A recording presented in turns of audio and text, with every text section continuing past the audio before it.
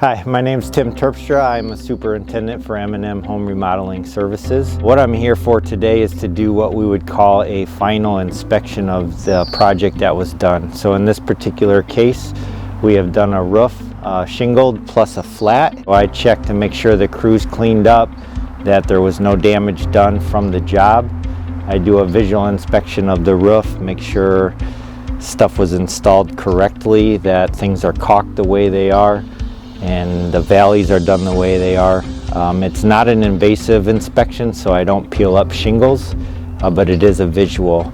And so I will walk around the job and make sure that is all done correctly. Also on the final inspection, I meet with the homeowner. I explain to them any wood that was replaced, and I also get what we call a completion form signed. The completion form is important because it allows me to talk with the homeowner and to explain what was done during the job, and then also to bring closure to the job. And at that point I address any questions, I address any problems that may have come about.